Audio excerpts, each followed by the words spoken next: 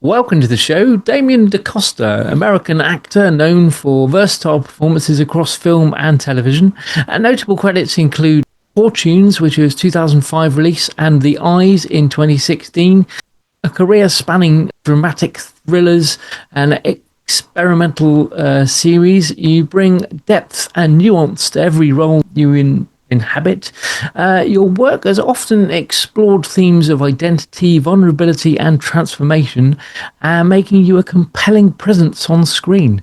It's a great pleasure to have you with us, Damien. Thank you so much for joining us, and please do tell us more. Wow, that was quite an introduction. Thank you very much. Thank you very much for that. You are hired. No problem. Well, I'll tell you, the things that you listed, those two films, The Eyes, that was a crazy sci-fi film where I played a menacing henchman, and I get to shoot.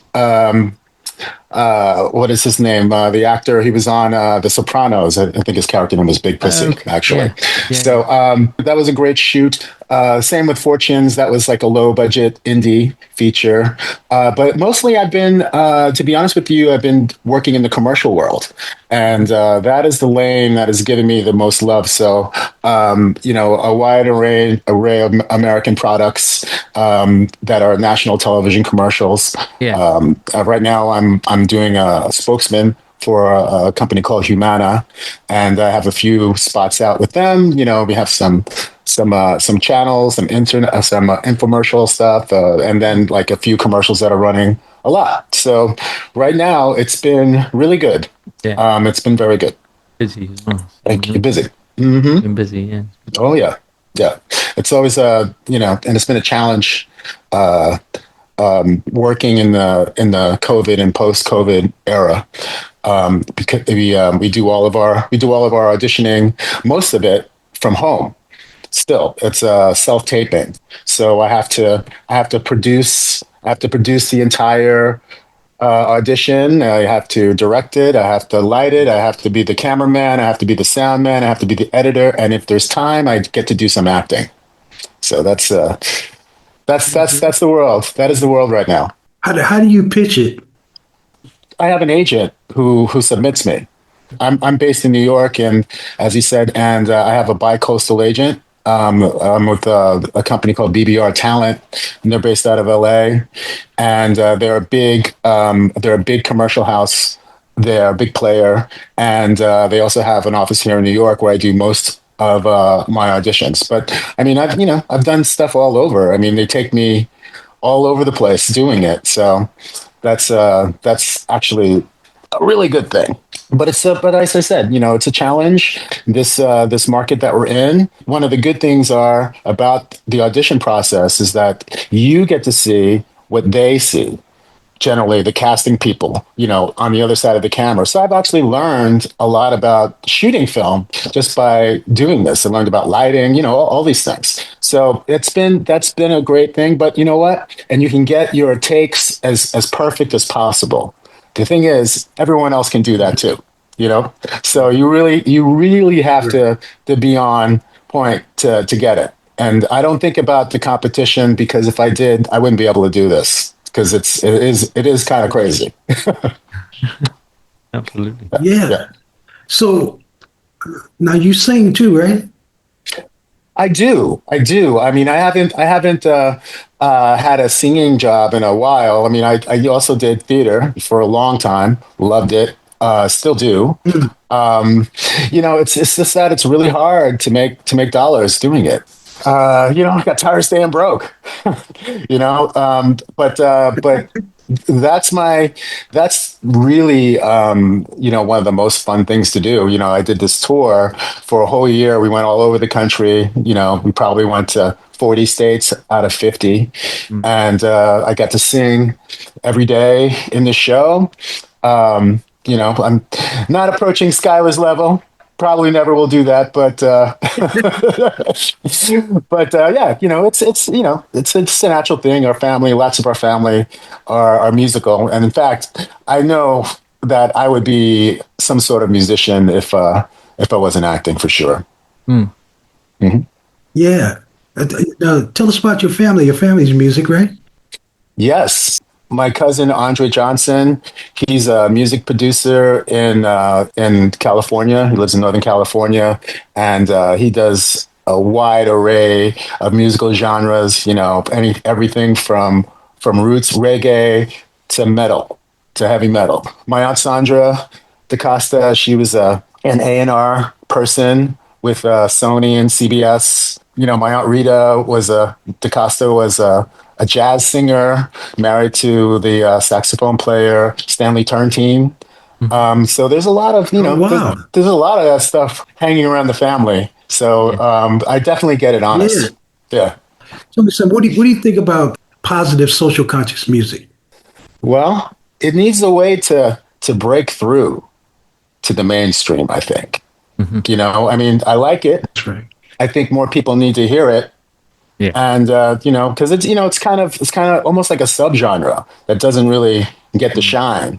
No. You know, but I'm definitely for it. We need it for sure, especially today. Is that why you ran away from America? Because you saw things coming, Skyler? Exactly. They didn't get me. You talking Yeah. about running? I got on the plane and got out of there fast. Yeah. Well, I'm staying. We're coming back. Believe me, trust. Hmm. But this biz has been a lot of fun. I mean, I've had challenges. Getting older actually has been a blessing for me in some ways. I mean, I've actually started to book more since I've gotten a little bit older. And COVID, I grew out a little stuff on my face, and casting seemed to respond to it. Got a funny story though about getting old and working. I was 49, about to turn 50, and my print agent sent me a casting for Depends. And I don't know if you guys over there know what that is, but those are adult diapers. Oh Okay. wow. Okay. And I wrote him back. I said, hey man, how old do you think I am? Yeah. And he's like, no. Yeah. They're going for this new thing. People in their 40s and their 50s have incontinence too. And I'm like, all right, whatever. I went and I booked the job. And when I went there, it shot on my birthday, on my 50th birthday, which was wow. really Okay. insanely crazy. And but I had a lot of fun with those guys. We were talking, the cast, amongst ourselves, and we were talking about Depends. And the ad person came over and says, the product is actually called Depend. Americans have a tendency to put S's on everything. Gotcha. So Yeah. so he says it's Depend, and we looked at him strange. He goes, let me explain it. It's like it's depend, not depends. Yeah. Right. You know, Right. you know what I mean? Subtle difference, but there's definitely A there. subtle but important difference. But my ledger's filled up with penis medicine, Lipitor, Advair, all of these things. Yeah.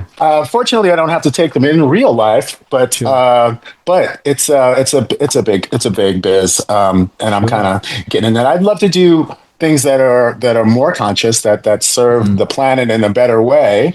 But I'm hustling right now, and I want to take what I can get from those corporations and try to make something better. Sure. Create my own things, and that's advice for any actor, singer, musician, dancer, whatever you're doing. Try to make your own thing. We did that. I did that in New York with my friends. We had a weekly comedy show, kind of like Saturday Night Live sketch comedy thing called the 10 Spot, and it satisfied my creative juices. And listen, I mean, commercials, I love the process of doing it. I like making them. It's fun. It beats loading a truck. Yeah. But for real though, keep your side hustles. Keep those revenue streams coming in, Yeah. and keep busy. So then that's my advice to anyone who cares about that kind of thing. Tom? Well, you just sort of touched on it a little bit, I suppose, there. But I just wanted to know if there is such a thing. What your particular secret, if you like, to kind of standing out and being someone a bit, that people will come to for different things, whether there's anything you've done or would do to kind of stand out from the crowd, to be noticed? Well, I would say that just being grounded in yourself and bringing your personality to the things that you're doing, the authentic you. I mean, you are playing other people, but your energy, your life force, your being, if you're able to do that, because, a lot of people go into these things and they feel like they need to be something else.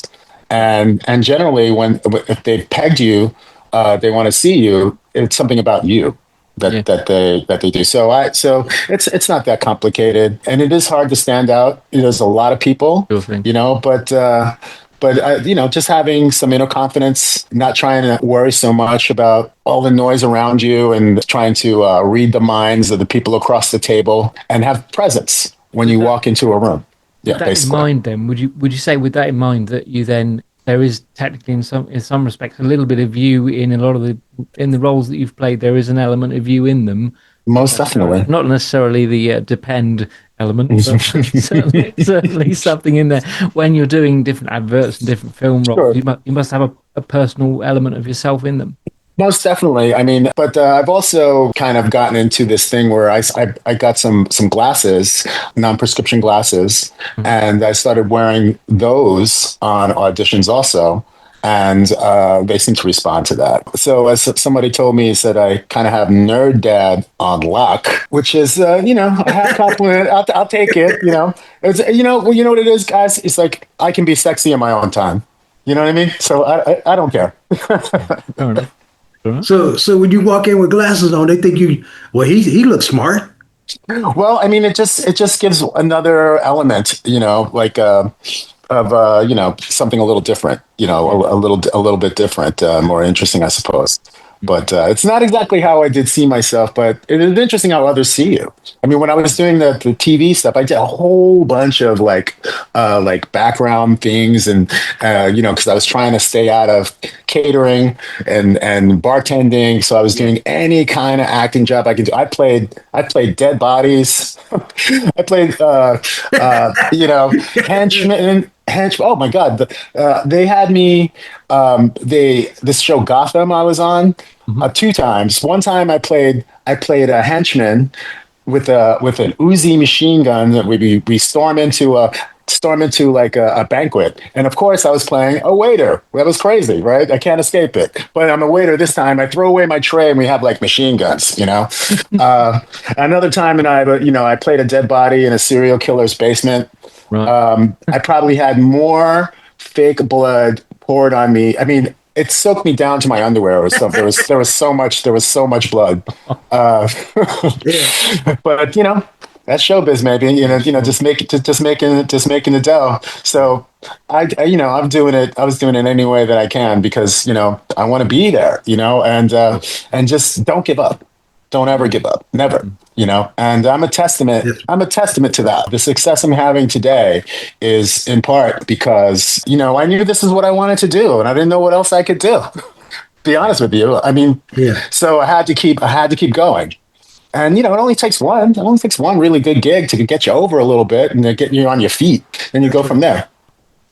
What is that fake blood anyway? I'm not sure the combo that they use. I used to do a zombie walk in New York. We had like 50, 60 zombies. And I used to be into that weird stuff. But corn syrup, clear corn syrup, and a little food coloring. That's it. Yeah. It's all, and it looks like blood. It's really messy. So I've done all that, and I've played a whole bunch of cops too.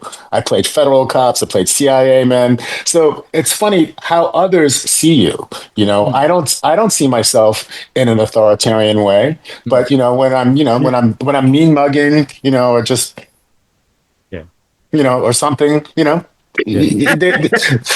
not nerd dad. Now I'm the guy who's going to arrest you. So that's what's up, man. I love it, Tom. That's so cool. So bringing you back slightly to the music side of things. Obviously, you mentioned you've touched on music yourself and producing. Is that something you'd like to go down the road of more so, or are you sort of staying in your kind of acting lane? Are you kind of happy there, or would you branch out into music a bit more? I think for me, the acting thing is where my footing is really.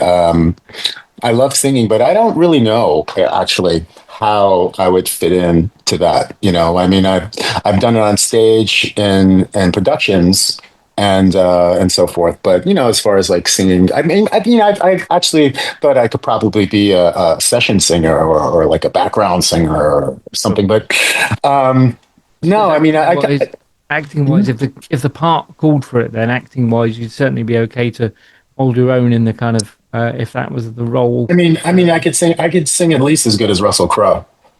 Fair enough. All right. All right. Fair enough. Oh, good stuff.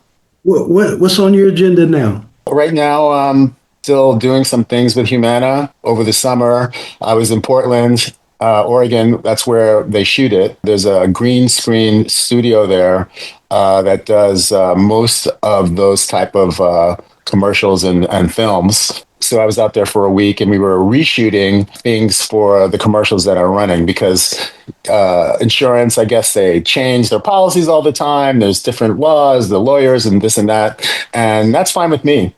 It treated me really well, and I'm happy for that. So I did that, and I just also did some voiceover for them. So they're keeping me busy. I'm auditioning weekly. I was just in New Orleans, but the week before I had a couple of auditions there. We see what happens. The beat goes on, and I'm happy that it's beating for me currently.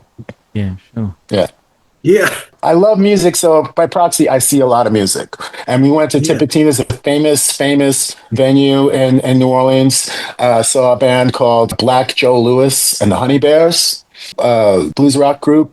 Fantastic. Yeah. Fantastic. Music's everywhere in New Orleans. Everywhere. Yeah, for sure. So good. Have you ever been to that jazz festival down there? No, I've never been there for that. I like to though. But I've done all the main little spots, Preservation Hall, and then there's just a whole bunch of like little shacks everywhere, and buskers everywhere on the street, and it seems like almost everybody's pretty good.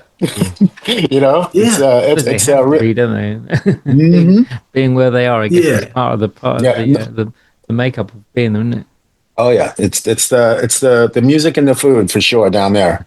Yeah, you gotta get ready for that. Now, did you go to school for acting? Well, I took some class. I didn't go to acting college or anything, but I went to this place called Michael Chekhov Studios. And took scene study there, and I've taken some other classes and things like that, but not a formal. I don't have like a BA in acting or anything like that. No. Yeah. It must be a trip because you can't look into the camera, but the camera's looking at you. How do you prevent that? It's funny because often I do something that you shouldn't do, which is actually have the camera on facing you so you see yourself because it's distracting.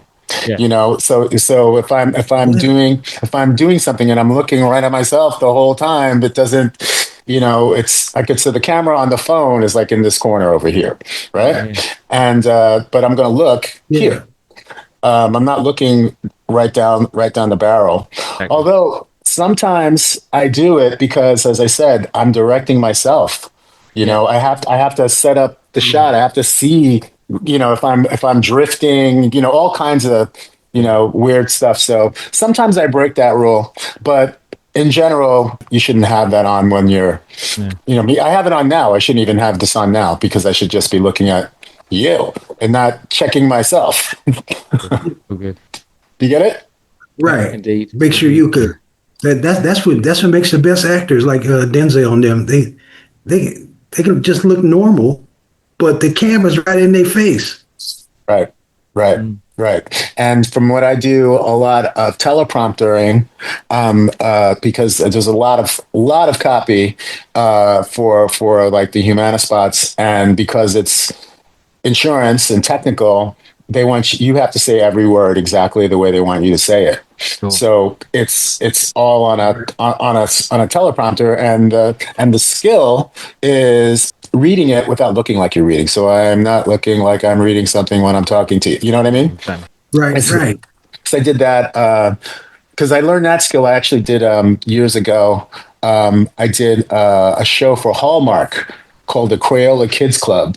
And that was way back in 1999. It was the beginning of interactive television. Like all the stuff that we do now, they were just dabbling in that. But the whole show was on teleprompter, and so that's a skill that I've developed. Wow. Well, listen, Cuz, thank you for coming on. I love you, man. And I love you too. Thank you. Thanks, Damion. Yeah. And Tom's going to get some information from you so we can spread the love. If you could just tell us any kind of social media contact or any kind of website you've got, just to just so people can go off and check out what you do. I do have a YouTube page that's Damion D NYC 1964. Okay. And on there you can see a bunch of my commercials and clips from things that I've been in. Cool. All right. Well, I'll put those links in the bottom of the description here, and people can go and check them out. All right, right on. Thanks for having me. I appreciate it. Thanks, Damion. All right, love you, brother. I love you too, man.